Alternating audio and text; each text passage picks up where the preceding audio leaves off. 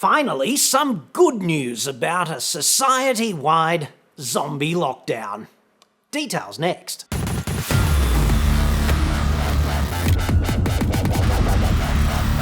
I'm John Cadogan from AutoExpert.com.au, the place where Australian new car buyers save thousands off their brand new cars. And car dealers so incredibly under pressure right at the moment. Happily. Hit me up on the website for that. Can you see this shirt okay? And this hat? Well, they're not doing their job very well, are they? Just saying. This just in from the Department of Unintended but perhaps uplifting or at least mitigating consequences. Okay, this is some nice news for a change. There were just 6 deaths on Shitsville roads over Easter, which is down from 19 during Easter 2019. A massive reduction of more than 2/3, happily enough. So, the Grim Reaper managed to chalk up 13 fewer proud sons and daughters of Anzacs this Easter. Yes, mainly as a consequence of enforced zombie apocalypse lockdown. I'm really not sure how Death feels about having the deck chairs rearranged in this way. I mean, he's probably still feeling as if 2020 is a particularly good year.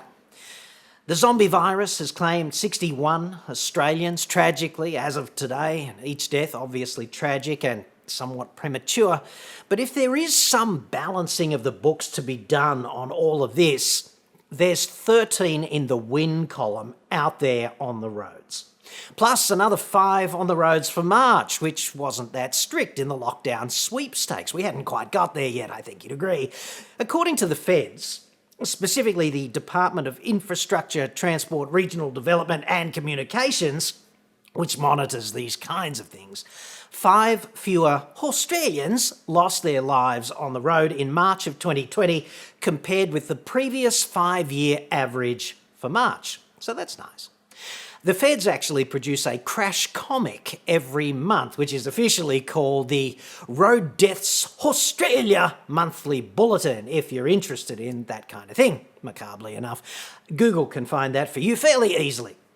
That's a total of 18 fewer deaths out there on the road, roughly 1/3 of the number officially lost to the zombie apocalypse. Now, just pause, okay? Because if you are that particular dipshit who's going to start arguing the toss that I'm making some observation that our response to this crisis is disproportionate, that's not what I'm saying at all, okay? Not at all. Forget it. History's going to determine which nations resisted zombification better than others, but I'd have to say Shitsville and Sheepshagistan are looking pretty good thus far.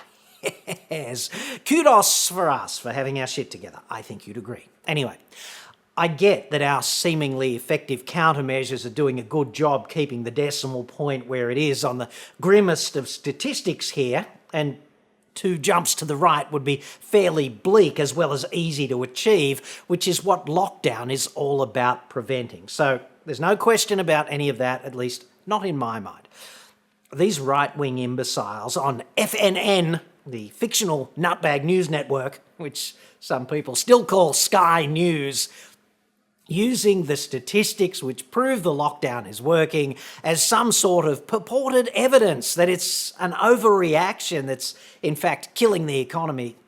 Just disgraceful and disconnected from reality, in my view. I'm all for free speech, okay, but there should be a law against collusion between stupidity and outright right-wing rat fuckery. Just saying. In fact, road death is directly linked to 2 things, okay? Economic prosperity and how much we drive. And those 2 things are directly linked as well. We are driving a lot less now, obviously, and times are very tough for many. And this means discretionary travel has sort of jumped in the express elevator and punched itself into the basement. So road death is down. And if you're looking for a silver lining in admittedly a fairly bleak cloud, this is one of them. Incidentally, every road death also means about 20 serious injuries, of which about 2 are going to be permanent disabilities. So That's also 350-ish people who were not seriously injured, and I guess you could call it 35 people or something who are not waking up today coming to grips with being permanently disabled as a result of road trauma recently over Easter. So that's quite positive. I'm certainly not suggesting that the zombie apocalypse is a good thing, because clearly it's not. But I'll take any good news wherever I can get it right at the moment. And the road trauma story for 2020 is gonna be a good one.